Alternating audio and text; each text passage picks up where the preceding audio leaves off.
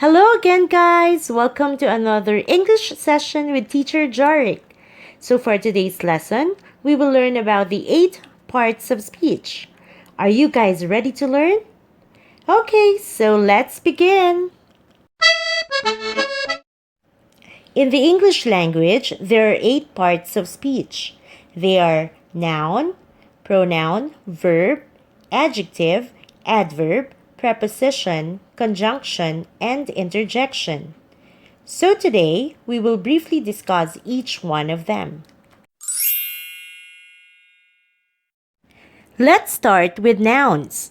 Noun is a naming word. In English, a noun is the name of a person, place, thing, animal, or event. Basically, any naming word is a noun. Your name, your country's name, even your school's name is a noun. Let's have some examples of nouns. The first is Kyla. Kyla is a girl's name. Next is pig, which is an animal.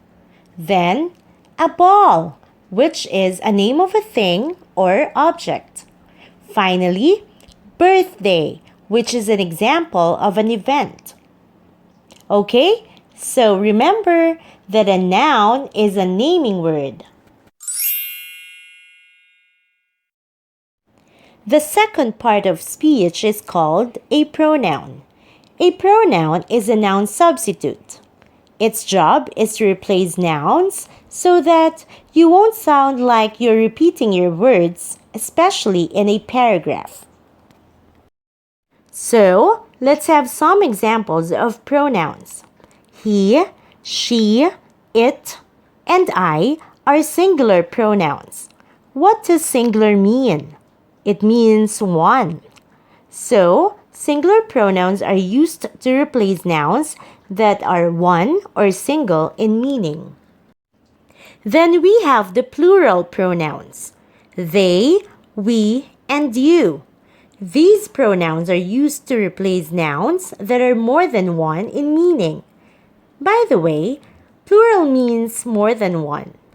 Also, remember that the pronoun you can be used as singular or plural. So, to recap, a pronoun is a noun substitute. Got it? Very good. Moving on, the third part of speech is called a verb.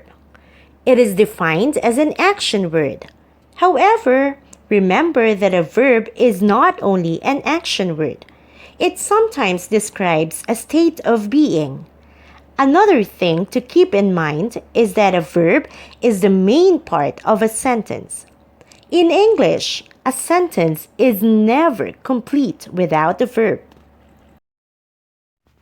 And so, let's have some examples of verbs. The first example is run. Look at what the pig is doing. Next, the verb cry. Look again at the pig. Then, we have the verb clap. For the final examples, we have am, is, are. These are examples of verbs that describe a state of being. The fourth part of speech is an adjective. An adjective is a describing word. Its role is to tell something about a noun or a pronoun. Now, look at these examples. First, we have the adjective happy. Second is the adjective angry. Then we have loud. And finally, the adjective hot. The fifth part of speech is called an adverb. An adverb is defined as a word that is used to modify a verb, an adjective, or another adverb. Now, let's have these examples. To, very, gladly, always, often, and rarely are just some examples of adverbs. Part of speech number 6 is called a preposition. Preposition is a word that shows relationship among other words in a sentence. It is also used to tell direction, time, or location. So, let's have some examples of prepositions. We have in, on, at, under, between, across, and next to.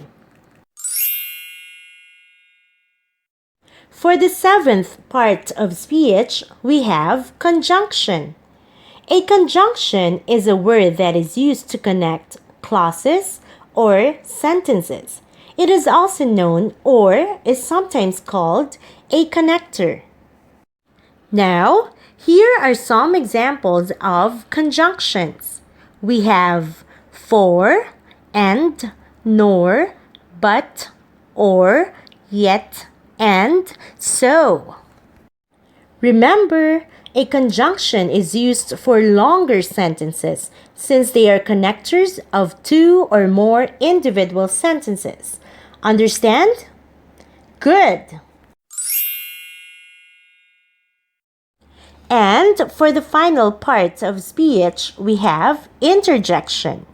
An interjection is a word or expression that is used to express a feeling or reaction. Some examples of interjections are oops, wow, aha, bravo, ouch, and yikes. There you have it, guys, the 8 parts of speech. Before we end today's lesson, let's review the 8 parts of speech. They are noun, pronoun, verb, adjective, adverb, preposition, conjunction, and interjection. Good job, guys!